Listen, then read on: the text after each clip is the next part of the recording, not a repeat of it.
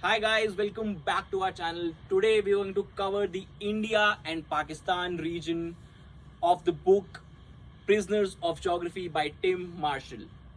And I'm very excited to be doing this section of this book in the beautiful valley of Kashmir, right in front of the Dal Lake and the Pir Panjal range. So modern India and Pakistan were born in fire. And as Tim Marshall says, next time the fire could kill them. Since I'm an Indian and I know a bit about India, I'm going to talk more about Pakistan from this book. So Pakistan is geographically, economically, demographically, and militarily weaker than India. Its national identity is also not as strong. India, despite its size, cultural diversity, and secessionist movements, has built a solid secular democracy with a unified sense of Indian identity. And I can resonate with that whether you are in the northern part of the country, in the Hindi speaking belt, there are multiple languages, Punjab, Uttar Pradesh, or you go to the southern part of the country where different languages are spoken. Everyone identifies as Indian. Pakistan is an Islamic state with a history of dictatorship and populations whose loyalty is more often to their cultural region than to the state. Pakistan means land of the pure. In Urdu, it is also an acronym. Effectively, P is for Punjab, A is for Afghani, which is Pashtun area, K is for Kashmir, S is for Sindh, and T as in Tan, as in Balochistan. So effectively, that is what Pakistan is all about. These 5 regions are culturally very different and also linguistically. And of course, majority Sunni and minority Shia. The broader Shia Sunni cultural rift, which defines the Middle East region, also is in play here. While only 4.5% is the Baluch population, there is no Pakistan without Balochistan, as it comprises almost 45% of its natural gas and mineral wealth. Another jewel is the port city of Gwadar.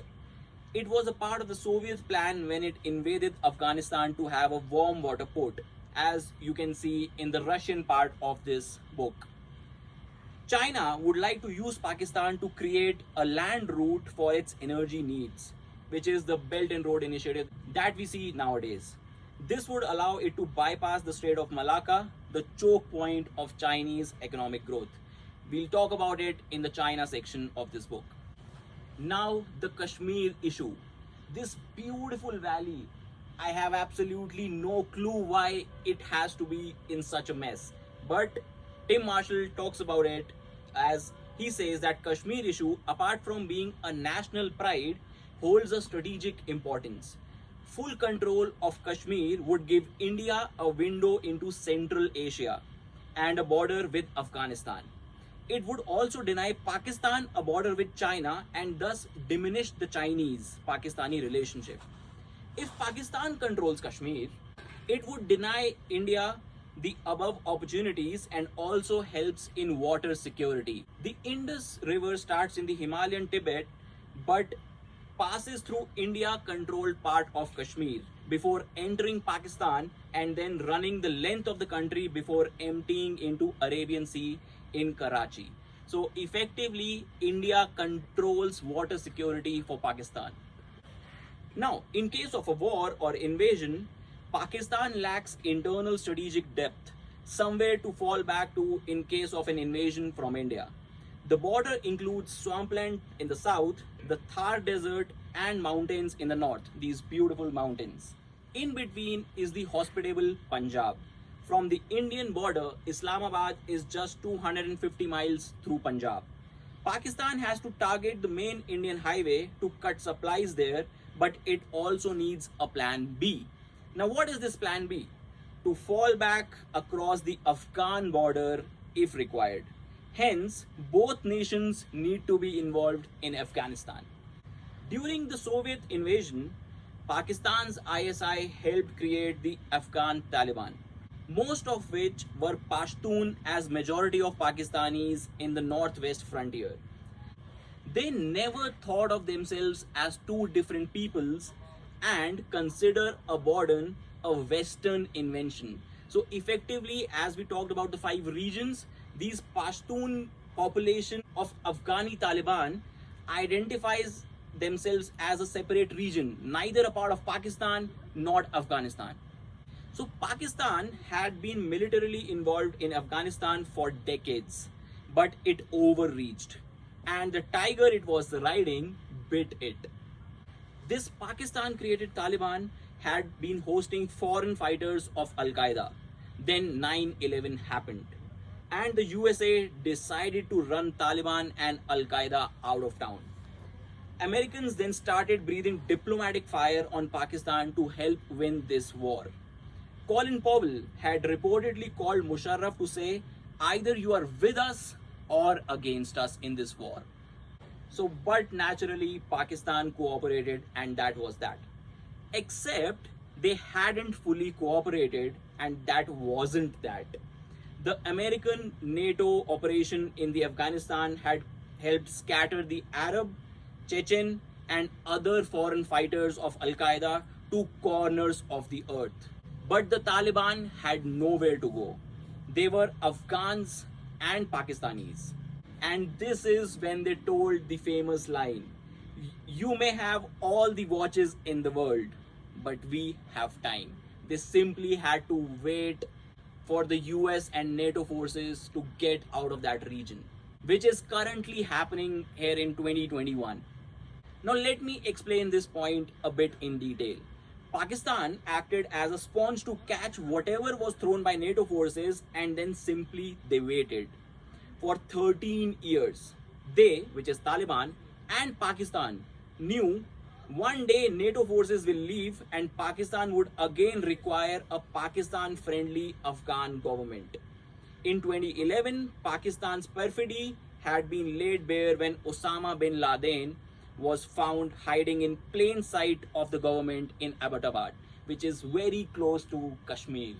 So now the Pakistani Taliban grew, and it was a natural outgrowth of the Afghan version. Both are predominantly Pashtun, and neither will accept domination from any non-Pashtun power. So effectively both Afghanistan and Pakistan are now, the tiger bit them. So India can and has to multitask. Having a hostile nuclear armed state next door is bound to focus the mind. But India also has to concentrate on managing 1.3 billion people whilst emerging as a potential world power. Its relationship with China would dominate its foreign policy. But for one thing, the Himalayas. Tibetan independence looks impossible, but if the impossible were to happen, India would be in a position to remind a Tibetan government who their friends were during the years of exile. But China also plays the long-term insurance game via Maoist in Nepal. Any interference in Tibet can be met with an interference in Nepal. So effectively, it's a very delicate balance that New Delhi and Beijing play in proxy regions, Nepal and Tibet. China claims Arunachal Pradesh as South Tibet. As China's confidence grows, so does the amount of territory there it says is Chinese. The Chinese claim of Arunachal Pradesh is geographical and psychological. Arunachal Pradesh borders China, Bhutan, and Myanmar, making it strategically useful. It also helps remind Tibet that independence is a non-starter. So, to close the India and Pakistan section, Tim Marshall says that China and India will have their next meeting not on land but in the seas. India expands its diplomatic ties with USA while growing economically to at least shadow, if not dominate, the Chinese Navy as it sails through the Straits of Malacca, past Bay of Bengal, and around the tip of India into the Arabian Sea towards the friendly port of Gwadar in Pakistan. It always comes back to Pakistan when it's about India. So thank you for watching. Stay tuned for the next section when we go around the world to talk about how geography plays an important role in balancing the world as we see it today. Please do like, subscribe, and share the video, and do share your valuable feedback in the comment section below.